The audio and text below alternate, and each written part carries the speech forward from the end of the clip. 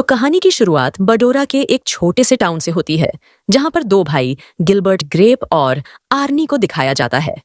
ये दोनों हाईवे के पास बैठकर यहां से गुजरने वाले कारावन को देख रहे थे। गिलबर्ट ग्रेप घर का सबसे बड़ा लड़का है और अपने छोटे भाई आर्नी, जो कि दिमाग से कमजोर है, उसे संभालने की पूरी जिम्मेदारी गिलबर्ट की है। इसके बाद हम बाकी ग्रेप फैमिली को देखते हैं, जिसमें है बड़ी बहन एमी, जो घर का सारा काम करती है। घर की पूरी जिम्मेदारी उसी पर है। फिर है छोटी बहन एलन, जिसको घर से कुछ खास लेना देना नहीं, उसका सारा ध्यान मेकअप में ही रहता है और उसकी अपने बड़े भाई गिलबर्ट से भी नहीं बनती। इनकी माँ का नाम बोनी है, जो कि एक वक्त पर बहुत खूबसूरत थी, लेकिन अब वह जेसीबी को भी फेल कर रही है। वो पिछले 7 सालों से घर से बाहर नहीं निकली, जब से उसके हस्बैंड ने खुदकुशी की थी। पति की मौत के बाद से ही ग्रेप फैमिली की हालत खराब है। खैर, अब आर्नी का 18वां बर्थडे आने वाला है और वह और उसका पूरा परिवार बर्थडे के लिए काफी एक्साइटेड है। वैसे भी आर्नी का 18 बर्थडे आना ही अपने आप में चमत्कार है, क्योंकि जिस तरह की दिमागी बीमारी से वह जूझ रहा है, अब तक कायदे में उसे मर जाना चाहिए था। तो घर के सभी लोग बर्थडे की तैयारी में लगे हुए हैं।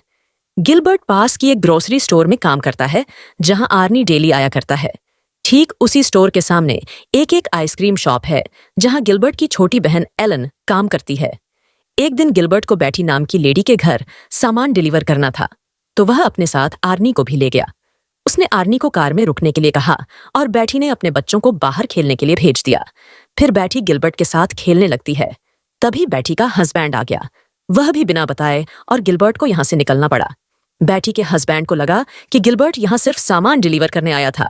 उसने गिलबर्ट को कुछ कैश दिया और कहा कि वह उसे बाद में बात करेगा।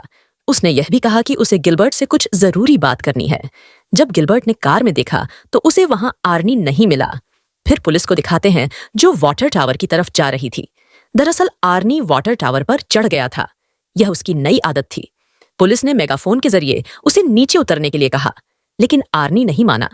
फिर गिलबर्ट ने इंस्पेक्टर से मेगाफोन लेके उसमें आर्नी के लिए गाना गाया, जिसे सुनकर आर्नी नीचे आ गया। फिर गिलबर्ट ने अपने भाई के बर्ताव के लिए पुलिस से माफी मांगी और कहा कि ऐसा फिर दोबारा नहीं होगा। इसके बाद गिलबर्ट और उसकी फैमिली आर्नी के 18वीं बर्थडे की तैयारी पर बात करते हैं, जहां एलन गिलबर्ट से बहस करने लगी कि उसने अभी तक आर्नी के बर्थडे के लिए कुछ आइडिया भी नहीं सोचा। फिर गिलबर्ट का बेस्ट फ्रेंड टकर्ड कुछ बिजली के काम के लिए आता है। तभी कुछ बच्चे आ गए, जो गिलबर्ट की मॉम को देखने की कोशिश कर रहे थे। बोनी हद से ज्यादा मोटी हो रखी थी और वह आसपास वालों के लिए एक मजाक बन गई थी, यहां तक कि छोटे बच्चों के लिए भी। टकर्ड ने गिलबर्ट से कहा कि उसे ऐसे बच्चों को भगा देना चाहिए, और वह उल्टा उन्हें उचका के अपनी मॉम का मजाक उड़वा रहा है। टकर्ड ने उसे समझाया कि ऐसा करने से उसकी माँ की बेइज्जती होती है। फिर अगले दिन स्टोर में रोज नाम की लड़की आती है, जो कि यहाँ की नहीं थी। वह अपनी माँ के साथ कारावन में जगह जगह घूमती थी, लेकिन वैन के खराब होने की वजह से उन्हें यहाँ वैंडो में रुकना पड़ा। जैसे ही गिलबर्ट ने रोज को देखा, वो उसकी ब्यूटी से उसकी तरफ अट्रैक्ट होने लगा। दोनों की एक दूसरे से नजर मिलती है। रोज का सामान बहुत ज्यादा हो गया था, इसलिए दुकानदार ने गिलबर्ट को उसका सामान डिलीवर करने के लिए कहा। वो और आर्नी रोज के साथ उसकी कारावन तक जाते हैं उसका सामान डिलीवर करने। फिर घर पर फैमिली डिनर चल रहा था, जिसमें सब लोग आर्नी के बर्थडे की प्रिपरेशन के बारे में बात कर रहे थे। फिर से एलन और गिलबर्ट की लड़ाई हो गई, क्योंकि वह अपने पापा का नाम बीच में ले आई थी। अपने हस्बैंड का नाम सुनते ही बोनी को होश आया और वह गुस्से से टेबल पर हाथ पटक के सबको शांत कर देती है। गिलबर्ट ने नोटिस किया कि घर का फ्लोर काफी ज्यादा कमजोर हो चुका है, इसीलिए उसने अपने दोस्त टकर को बुलाया और टकर ने बेसमेंट से फ्लोर की हालत देखकर कहा कि अगर इसको रिपेयर नहीं किया गया तो यह कभी भी गिर सकता है। जाने से पहले टकर ने कहा कि वह कल सुबह मरम्मत का सामान लेकर आएगा। मॉम सोफे पे ही सो रही थी, तो एमी ने कहा कि ऊपर अपने रूम में सो जाइए। इस पर मॉम ने कहा कि उसे यही बढ़िया नींद आती है। हालांकि उसके लिए सीढ़ी चढ़ के ऊपर अपने रूम में जाना अब इम्पॉसिबल हो चुका था और वह साल भर से अपने रूम में गई भी नहीं। अगले दिन एलन आर्नी के पीछे भाग रही थी, क्योंकि वह फिर से वाटर टावर चढ़ने वाला था। एलन ने उसे रोकने के लिए उस पर हाथ भी उठा दिया। गिलबर्ट भी यहां पहुंच गया था। एलन को आर्नी पर हाथ उठाता देख गिलबर्ट बहुत गुस्सा हो गया और एलन पर चिल्लाते हुए कहने लगा कि किसी को भी मेरे भाई पर उंगली उठाने का भी हक नहीं है। फिर गिलबर्ट आर्नी की मरम पट्टी करता है और उसे घर छोड़ने के बाद गिलबर्ट वहां पहुंच गया जहां रोज और उसकी मां ने कैंप लगा रखा था। रोज ने उसे देख लिया और फिर आइसक्रीम के लिए इनवाइट कर लिया। रोज की मां ने बताया कि रोज लगभग पूरी दुनिया घूम चुकी है। यह सुनकर गिलबर्ट थोड़ा शर्मा गया क्योंकि वह तो आज तक बडोरा के बाहर भी नहीं गया था। फिर रोज और गिलबर्ट आइसक्रीम खाने जाते हैं जहां बैठी ने रोज को गिलबर्ट के साथ देख लिया। वह रोज से बहुत ज्यादा जेलस होने लगी। बैठी को देखने के बाद गिलबर्ट रोज को लेकर वहां से चला गया और उन दोनों ने काफी सारा वक्त सनसेट देखते हुए बिताया। तभी गिलबर्ट को याद आया कि यह वक्त तो आर्नी को नहलाने का है। उसने रोज से उसका इंतजार करने के लिए कहा। फिर घर जाकर उसने आर्नी को बांट टब में बैठाया और उसे समझाया कि अब वह इतना बड़ा हो चुका है कि खुद नहा सके। दरअसल गिलबर्ट को रोज से मिलने की जल्दी हो रही थी, इसलिए वह आर्नी को समझा के कि कैसे बार टब से बाहर निकलकर खुद को पोंछना है। यह समझाकर वह वापस रोज के पास आ गया।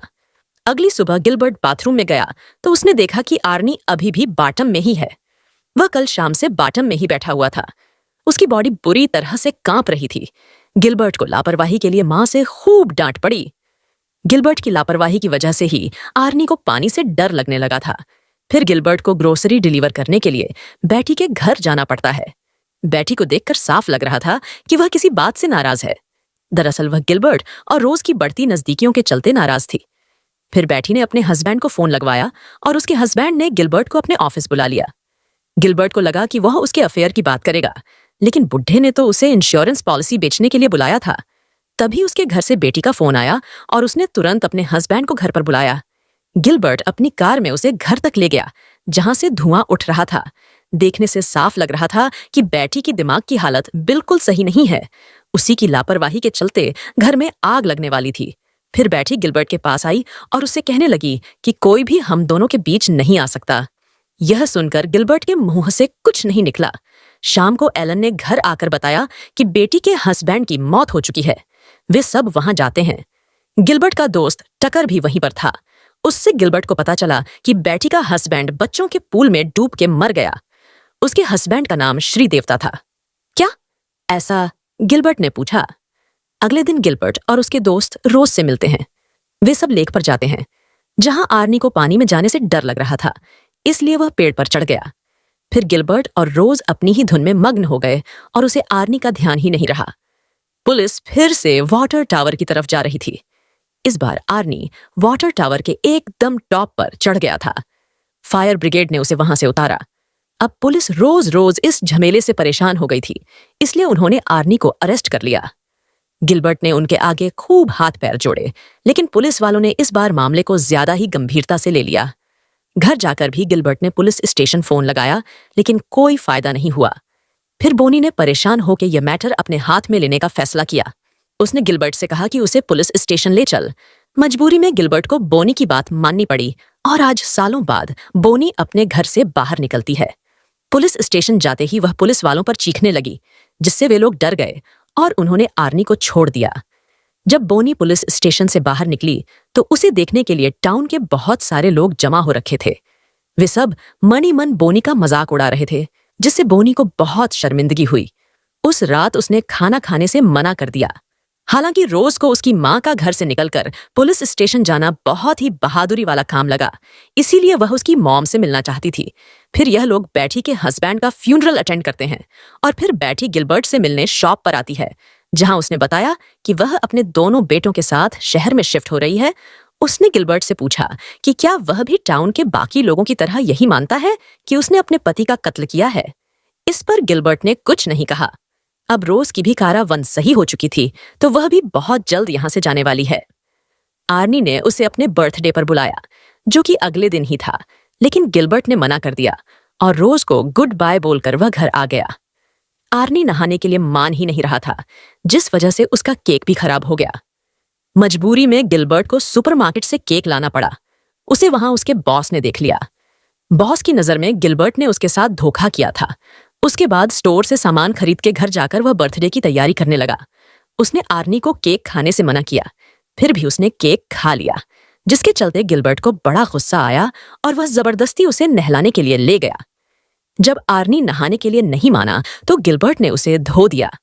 गिलबर्ट ने जिंदगी में पहली बार आर्नी पर हाथ उठाया था। रोते रोते आर्नी रोज के पास चला जाता है। रोज ने उसे चुप कराया और वे फिर लेक में ले गई। आर्नी जितना पागल दिखता है उतना है नहीं। फिर गिलबर्ट भी आ गया और वह रोज से मिला। उसने अपने अंदर की तकलीफ रोज के साथ शेयर की और फिर दोनों ने पूरी रात साथ में बिताई। आज आर्नी का बर्थडे था और सब सेलिब्रेशन में लगे हुए थे। गिलबर्ट भी घर आ गया और उसने आर्नी को पेट से नीचे बुलाकर उसे गले से लगा लिया और कहा कि वह उससे बेहद प्यार करता है। फिर गिलबर्ट अपनी माँ को बाहर चलने के लिए कहता है, लेकिन माँ बाहर नहीं आई। उसने कहा कि लोग मुझ पर हंसें और मेरी वजह से मेरे बच्चे भी मजाक बनकर रह जाएंगे। यह कहते हुए बोनी ने गिलबर्ट को गले से लगा लिया। आराम से बोनी कहीं जॉनी का गला न दब जाए। रोज और उसकी माँ भी इसी रास्ते से जा रहे थे। जाने से पहले रोज बोनी से मिलती है, फिर सबको गुड बाय करके यहां से चली जाती है, इस उम्मीद में कि वे फिर से मिलेंगे। बर्थडे पार्टी के बाद बोनी अपने रूम में जाने लगती है। सालों बाद उसने अपने रूम में जाने का फैसला किया। सभी बच्चों ने उसे उसके बेड पर लेटा में मदद की। फिर आर्नी अपनी माँ के पास आता है, लेकिन माँ कुछ जवाब ही नहीं दिया। दोस्तों, इसी के साथ ये कहानी समाप्त हो जाती है। अगर आपको वीडियो अच्छी लगी हो तो वीडियो को लाइक कर देना और चैनल को सब्सक्राइब कर देना। मिलती हूँ अगली वीडियो में। सभी को राधे राधे।